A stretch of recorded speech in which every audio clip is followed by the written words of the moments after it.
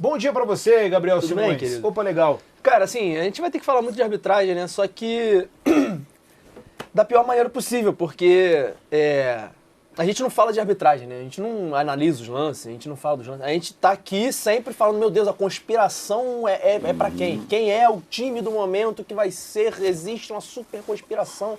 Então, assim, cara, tá cansativo. Eu acho que a gente tem uma certa responsabilidade aqui de falar isso, porque acho que o torcedor já é causa perdida, assim. Acho que o torcedor, ele, infelizmente, não é capaz de gostar de futebol mais, assim. Ele simplesmente gosta do seu time, quer que todos os outros acabem e quer ouvir da gente que existe um complô contra o time dele e a favor do rival dele, e é só isso que ele quer ouvir. Então, assim, ele não vai ouvir isso hoje, então quem tiver nessa, acho que vai se decepcionar. Só que, assim, o problema é que quando chega na imprensa, né? E aí, eu acho que o Jorge Igor fez um vídeo sobre isso, não sei se vocês viram, falando muito bem.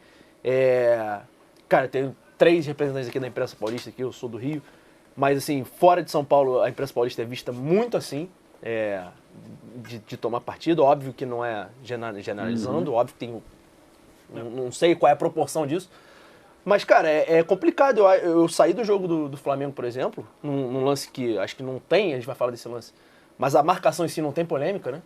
A regra tá clara, é escrita, e vendo o jornalista não só tratando como um erro, mas tratando como um absurdo, falando que o campeonato tem que parar, e tratando como um complô a favor do Flamengo. Então, assim, eu acho que as pessoas precisam... As pessoas não. Os jornalistas precisam ter um pouquinho mais de responsabilidade, porque a gente viu como as declarações do Textor, por exemplo, inflamaram um Botafogo e Palmeiras, a ponto de ter bonecos ali, a gente falou do Edinaldo, da Leila e tal. Então, assim, a gente tem responsabilidade com o que a gente fala e eu acho que a gente, às vezes, tem que ser a voz da razão.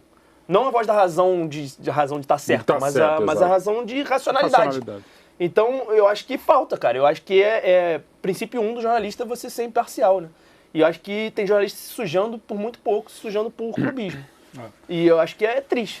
E assim, a gente tem que entender que dentro da cultura do futebol brasileiro, inclusive, existe essa ideia de vamos pressionar a arbitragem, independentemente do que acontecer. Então, houve essa questão de John Textor, a gente ouviu inúmeros técnicos no momento em que os times foram prejudicados, falando, tem que escutar o Textor, lá. E aí dizendo de maneira absolutamente infundada, apenas porque o time naquele momento tinha sido prejudicado. Porque é muito fácil supostamente prejudicado. E é fácil você virar e falar assim, a gente tem que dar atenção, né? Tá, mas se você realmente quer dar atenção a alguma coisa, dê atenção. Não adianta você só ir numa entrevista e falar, tem que dar atenção. Aí no jogo seguinte, que o seu time é beneficiado por um erro, você põe um zíper na boca, elogia a arbitragem, não vi nada, não vi o lance ainda. Então assim, e ainda querem que eu acredite que nós vamos ter uma liga no futebol brasileiro.